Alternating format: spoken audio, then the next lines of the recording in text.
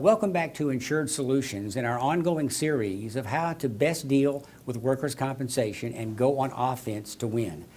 The key subject that we're going to talk about today is light duty, return to work, modified duty, depending upon what genre you come from in the past. The phraseology and the acronyms change somewhat, but it's the same subject. What it reflects is that 40 to 45% of the cost of a workers' comp claim is embedded in the light duty, having it or not having it process, return to work process. It is imperative as the employer that you enact and you have ready to go a light duty system. The cost and the savings are enormous, and the message you send to the workplace is equally effective. Why? Because once again, our goal is to affect behavior.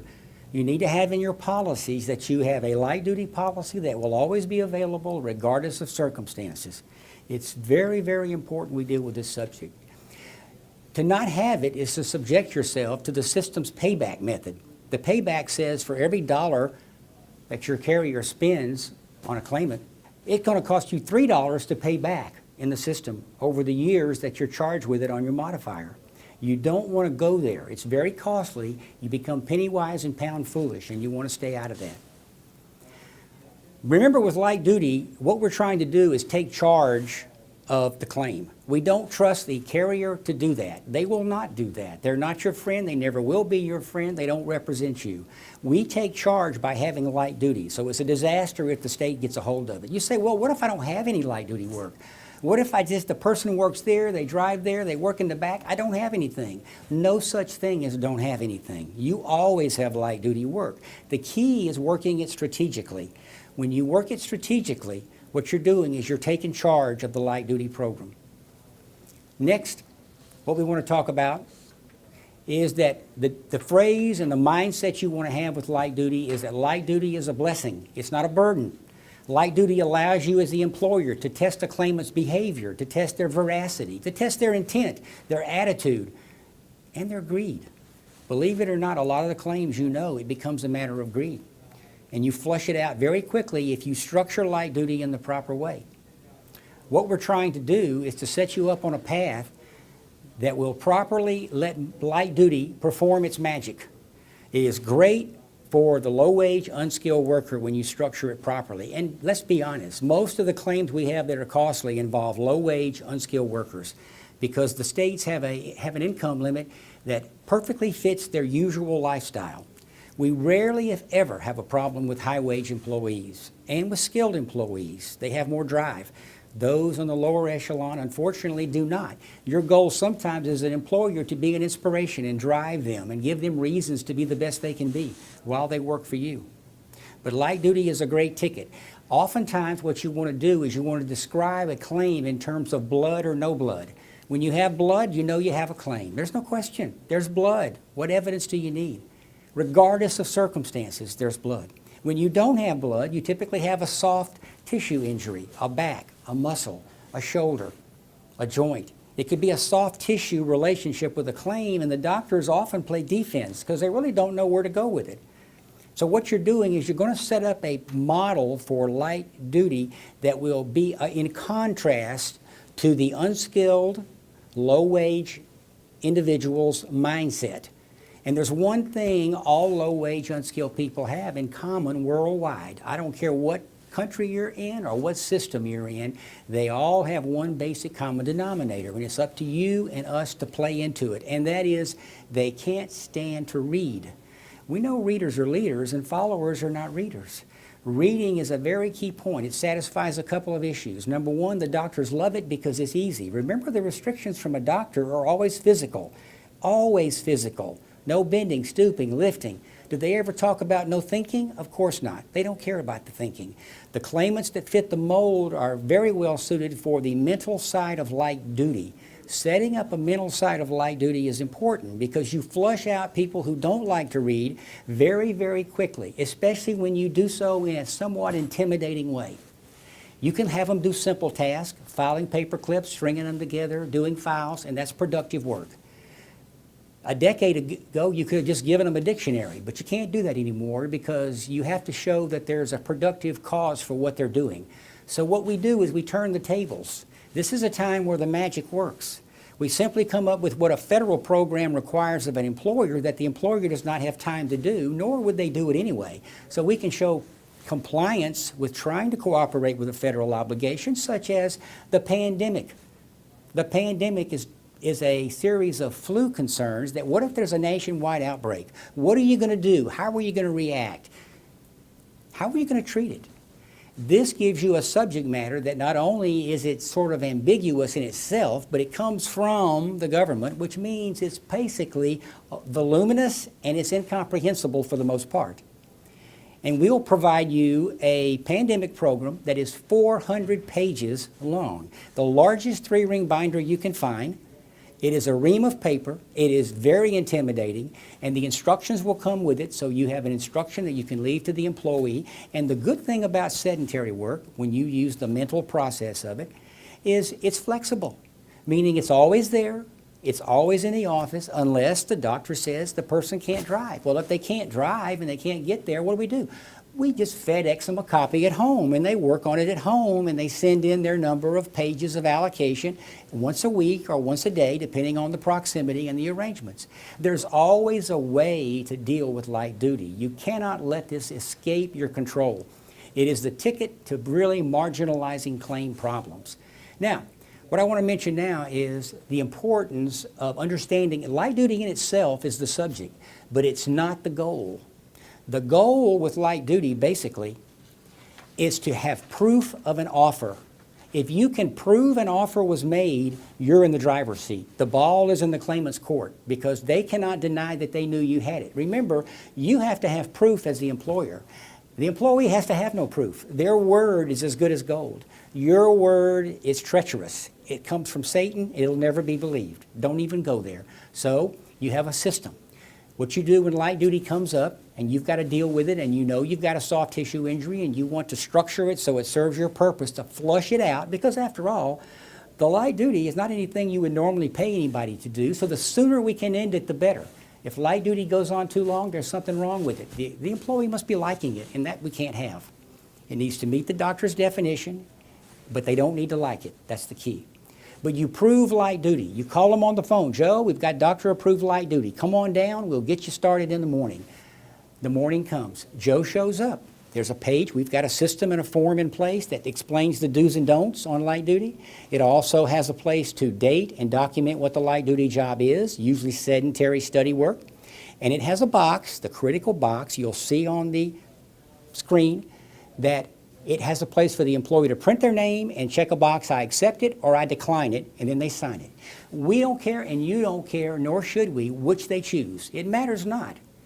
What they do is irrelevant. Once we have proof of an offer, we're covered. Now, if they don't come in, we're okay. We don't care if they never come back. Who cares? Because they've agreed to it, which means if they don't perform light duty, they don't get paid on light duty, and thus the carrier doesn't pay them on light duty. The only way they're going to earn any income is to show up and perform the job. And there are ways to measure performance. Now, say you call Joe, come on in the morning, we're going to start light duty. And Joe doesn't show up in the morning. He doesn't show up by noon. He doesn't show up by 1, 2 o'clock. What do? You go to the next alternative. You don't call Joe anymore. You're not chasing. You're not begging. It's not necessary. You go to our one-page letter of a light duty offer. All you do is print it out, fill in the blanks with an ink pen, put it in an envelope, put a copy of the job description in the envelope, send it to Joe's last residence address of record, sign receipt requested. When you get the green card back in the mail, that's your certification Joe has it. He's been given notice. If he accepts it, fine. If he declines it, it's all but over. But if he accepts it, he has so many days, depending on the state, to show up, or he will get nothing and they will cut it off. Your control is simply manageable when you have documentation that the offer was made. I can never say that strong enough. All we need is an offer, and then we sit back and wait. The ball is in their court, not ours anymore. Please, we must have proof of an offer. Now, with light duty, to look right, you want to set up a little file. Well, you've maybe got 3 or 4 jobs. We have the pandemic, which is a sedentary. We have the HIPAA. And if you want to really read some gobbledygook, you read about HIPAA in 350 pages. That'll pretty much drive you crazy. And again, these are obligations you as an employer have to understand the subject, be it the pandemic, so you have a plan. and they're the ones going to study. What you see with the reading programs, though, is the employee comes in, remember, low wage, unskilled. I'm not disparaging them at all, but they don't have the ambition and drive. And so what this does, it flushes it out. But they'll come in and say, well, within 5 minutes, I don't think I can do this. It's over my head. Your response has to be automatic. Remember, light duty is an art. It's automatic. Well, you got to give it time, Joe. Give it 4 or 5 months, and you study, take notes. That's what we'll do. And in 4 or 5 months, come back and tell me that it's difficult. And then maybe we'll come up with something else at the doctor's approval. What you've done is you've set in motion not a light duty job, not a return to work job, not a modified duty job, whatever language you want to use, but you've now defined it as what? A project. This is a project that will serve the company for years to come. And they will create it. We will provide tips and guidance along the way so they have an outline, be it pandemic or HIPAA. And you will find that they will quickly realize, are they hurting or not hurting? And that's the key. If it's a soft tissue injury, nobody knows. And as you know, workers' comp is the single greatest wealth transfer scheme ever been devised. It provides de facto health insurance and disability coverage to match, combined with no copays and no deductibles. Why wouldn't an employee of low wages, no ambition, minimal skills, why wouldn't they want to take it? They see it advertised all day by the attorneys. You've got to be ready to go on offense, take the light duty subject and run with it, and keep the ball in their court all the way. You keep the ball in their court. Now here we're going to see a few tips and pointers on how to deal with employees who are in on light duty and some of the encounters that you'll have. The first one you're going to see is about employees need only attempt a light duty assignment. Many states just simply require the employee to attempt it. They may work for an hour or a day and then leave, and then you don't see them again because they're going to claim they can't do it. That's the perfection of the sedentary work. The doctors will not buy the excuses. You do not change light duty because an employee requests it. It is irrelevant what they want. All that matters is the doctor. The doctor controls and guides the entire claim on both sides of the issue. We only make the doctor happy. Sedentary work makes them happy, and they never change their mind, and they never disallow it to be done. Next, you always use a written form to document light duty. Whether they show up in person, fine, they check off accept or decline, or you send the certified letter and they come in afterwards because they've been instructed to. Therefore, then when they show up, you still use the check form where you've got the green card and the check form. Double evidence that the offer was made. That is very, very important. If the employee doesn't show up, as you know, you send the letter. A draft is already there. Fill it in with an ink pen. Send it off. Wages. You can reduce wages on work comp. It's better if you pay a full wage, but you do not have to. You can pay as little as minimum wage, and be mindful that the wages that the employee are paid from you are subject to the taxes and regular deductions. What you don't pay, the carrier will pick up 2/3 of the difference tax-free. So the claimant, sometimes it's better to get 2 checks. It gets them wondering. Anything to keep them off balance is always the way to go. And lastly, communicate with the adjuster or the Insured Solutions representative in the office, whether it's our nurse or whether it's in our admin office, to let them know how many hours were worked, and they can calculate based on the wage level that you agreed to, submit it to the adjuster, and then they can know what they have to pay, if in fact any. Ultimately, in the end, you must take charge of the work comp, because if you do not, it will take charge of you. The system will protect the employee at all costs. Next, you're going to see a few tips and tricks on light duty. To summarize, all you want to make sure you do is have a proof of an offer. You set up a file of options to pick from.